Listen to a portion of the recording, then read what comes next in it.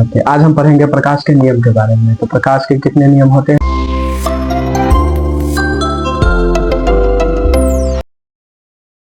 Hello दोस्तों, आपका स्वागत है सनराइज क्लासेस में।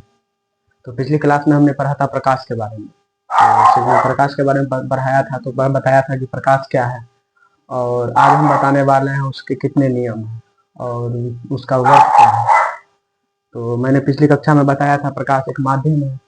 जब किसी एक माध्यम से दूसरे माध्यम में प्रवेश करती है तो वो वस्तु हमें स्पष्ट रूप से दिखने लगता है, इसे ही प्रकाश कहते हैं। आज हम पढ़ेंगे प्रकाश के नियम के बारे में। तो प्रकाश के कितने नियम होते हैं? 2 नियम होते हैं, जिसका नाम है प्रकाश का परावर्तन और प्रकाश का अपवर्तन।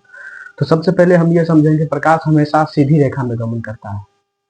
प्रकाश जो है हमेशा सीधी रेखा में गमन करता है।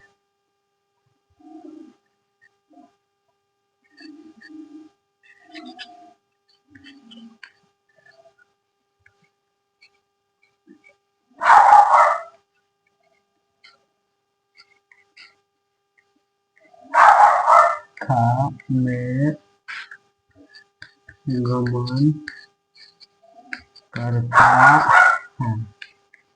प्रकाश हमेशा सीधी रेखा में गमन करता है। अब पढ़ेंगे प्रकाश के नियम के बारे में। प्रकाश के मुख्य रूप से 2 नियम होते हैं, जो होता है प्रकाश का परावर्तन और प्रकाश का अपवर्तन। तो कितने नियम होते हैं? 2 नियम। तो फर्स्ट नियम होगा प्रकाश का परावर्तन और दूसरा होगा प्रकाश का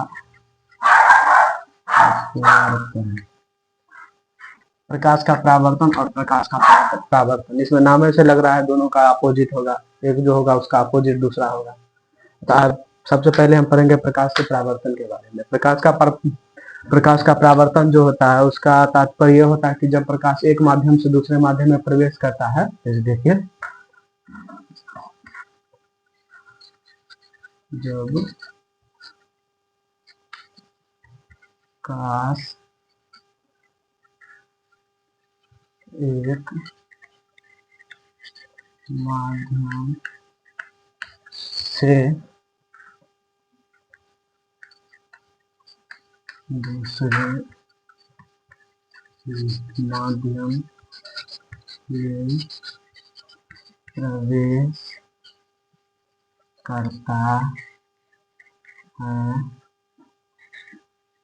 तब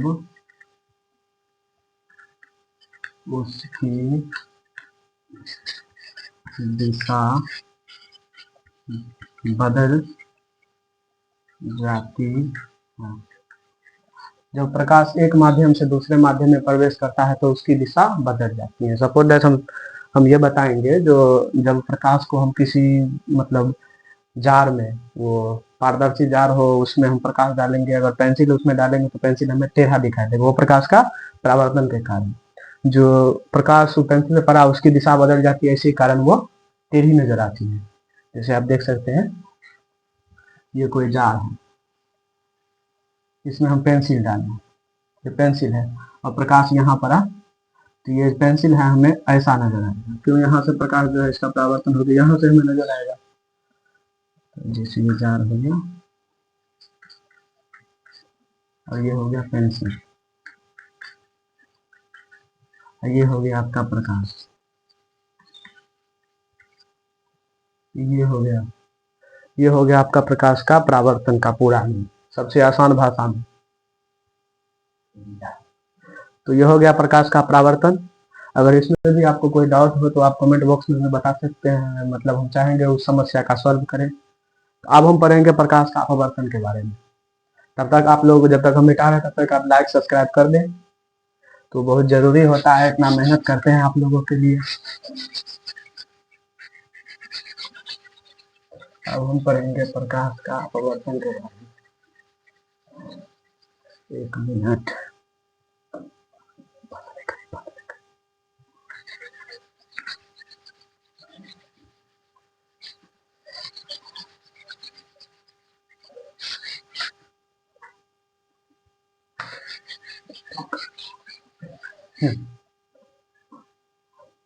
अब हम पढ़ेंगे प्रकाश के अपवर्तन के बारे में।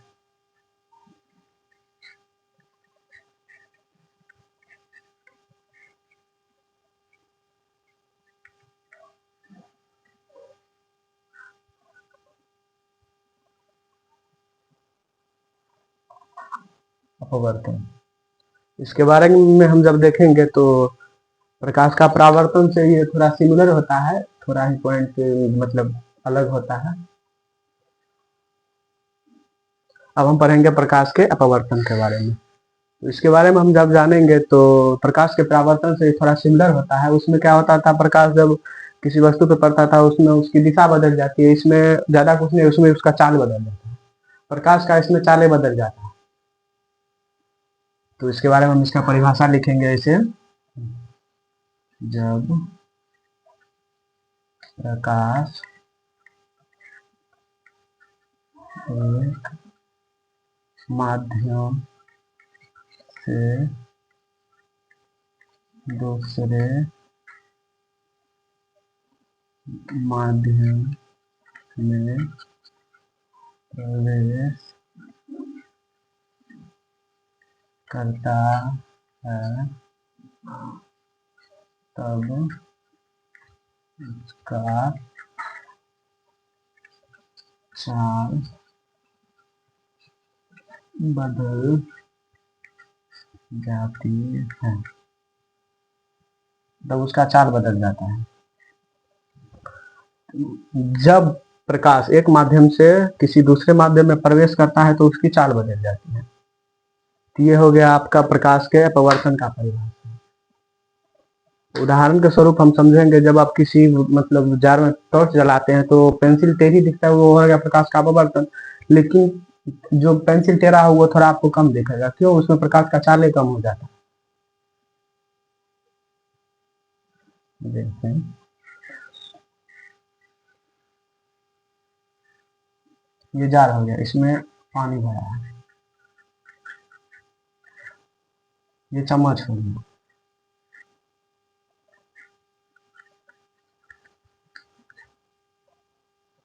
और ये हो गया प्रकाश।